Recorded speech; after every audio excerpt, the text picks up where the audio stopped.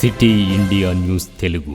తెలంగాణ రాష్ట్ర ప్రజలకు, మహబూబ్ నగర్ జిల్లా ప్రజలకు, అలాగే మహబూబ్ నగర్ పట్టణ ప్రజలకు గణతంత్ర దినోత్సవ శుభాకాంక్షలు తెలియజేసుకుంటా ఉన్నా. 1950లో మనం రాజ్యాంగాన్ని అమలు పరుచుకొని ఒక గణతంత్ర రిపబ్లిక్గా అవతరించినాం. ఆ రోజు నుంచి ఈ రోజు దాకా ఎన్నో పోరాటాలు, ఉద్యమాల ద్వారా భారతదేశ ప్రజలకు కావాల్సిన హక్కులను, వాళ్ళకు కావాల్సిన అభివృద్ధి ఫలాలను అన్ని ప్రభుత్వాలు కూడా ఈరోజు ఇస్తూ జీవన ప్రమాణాలను పెంచింది. రాజ్యాంగం ద్వారా మాత్రమే అన్నీ సాధ్యమన్న విషయం ఈరోజు చాలా స్పష్టంగా మనకు అర్థమవుతూ ఉంది. స్వాతంత్రం వచ్చిన తర్వాత 1947 తర్వాత ఎన్నో దేశాలు ప్రజాస్వామ్య వ్యవస్థలో పురుడుపోసుకున్న తర్వాత కొన్ని సంవత్సరాల తర్వాత నియంతృత్వ ధోరణిలోకి, డిక్టేటర్షిప్లోకి, తర్వాత అరాచక వ్యవస్థలోకి, మత రాజ్యంగా మారిన చరిత్ర మన కళ్ళ ముందు ఉంది. అయినా కూడా తట్టుకొని నిలబడి ఈరోజు ప్రపంచంలోనే అతిపెద్ద ప్రజాస్వామ్య దేశంగా అన్ని మానవతా విలువలతో కూడిన పరిపాలన మన ప్రజలకు అందిస్తున్నామంటే దాని గొప్పతనం మనం తెచ్చుకున్న రాజ్యాంగం. ఆ రోజు అంబేద్కర్ గారు, మిగతా పెద్దలు భవిష్యత్ భారతదేశానికి ఒక దిక్సూచిలాగా మనకు రాజ్యాంగాన్ని ఇచ్చిండ్రు. ఆ రాజ్యాంగమే ఈరోజు మన దేశాన్ని కాపాడుతూ ఉంది. రాజ్యాంగాన్ని కాపాడుకున్నంత వరకు మనం రిపబ్లిక్ డే సెలబ్రేషన్స్ చేసుకుంటాం.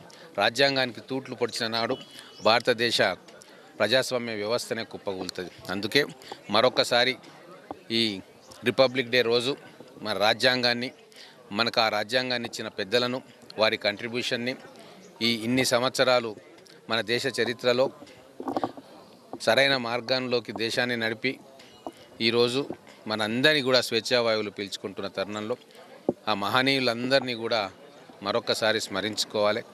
కాంగ్రెస్ పార్టీ కూడా రాజ్యాంగ స్ఫూర్తిని గౌరవిస్తూ ఈరోజు దాన్ని కాపాడడానికి అన్ని రకాలుగా కాంగ్రెస్ శ్రేణులు దేశమంతా కూడా పోరాటం చేస్తూ ఉన్నారు. ఉన్న ప్రజలందరికీ, మహబూబ్నగర్లో పట్టణ ప్రజలందరికీ కూడా గణతంత్ర దినోత్సవ శుభాకాంక్షలు. ఇవాళ భారతదేశానికి అత్యంత గౌరవకరమైన దినం. ఇవాళ మనము 1950లో ఈ రాజ్యాంగాన్ని ఏర్పాటు చేసుకొని ఇవాళ రాజ్యాంగం ప్రకారం ప్రతి ఒక్కరికి సమాన హక్కులు ఇవ్వాలని చెప్పి ప్రతి ఒక్కరికి సమాన హక్కులు ఇస్తూ ఇవాళ భారతదేశాన్ని ఒక అభివృద్ధి పటంలో నడిపిస్తున్నది ఇవాళ రాజ్యాంగం. ఇవాళ రాజ్యాంగం నుంచే మనం అన్నీ కూడా సాధించుకున్నాం. ఇవాళ ముఖ్యంగా ఏదైతే బడుగు బలహీన ప్రజలు ఉన్నారో, అదైతే మహిళలు ఉన్నారో, యువత ఉన్నారో, అందరికీ కూడా ఒక రాజ్యాంగం వారికి ఒక కవచంలాగా ఉండి ఇవాళ అందరినీ కూడా కాపాడే విధంగా ఇవాళ రాజ్యాంగం ద్వారా మనం ఎన్నో సాధించుకున్నాం. ఇలా తెలంగాణ కూడా మనం సాధించుకున్నామంటే కేవలం అది రాజ్యాంగంలో మనకు ఇచ్చిన వెసులుబాటుతోటే మనం ఇలా తెలంగాణ కూడా సాధించుకున్నాం. ఇలా రాజ్యాంగాన్ని ముందుకు తీసుకుపోతూ భారతదేశాన్ని ముందుకు తీసుకుపోవాల్సిన అవసరం ఉంది. కానీ ఇలా రాజ్యాంగంలో కొన్ని మార్పులు తీసుకురావాలని ప్రయత్నం చేస్తున్నారు. ఆ రాజ్యాంగంలో మార్పులు ప్రయత్నం చేస్తే కాంగ్రెస్ పార్టీ దాన్ని ఎప్పటికీ అడ్డుకుంటుంది. కాంగ్రెస్ పార్టీ ఎప్పుడు కూడా ఏదైతే రాజ్యాంగం మనకు అందించిందో ఆ రాజ్యాంగాన్ని ఎసొంటి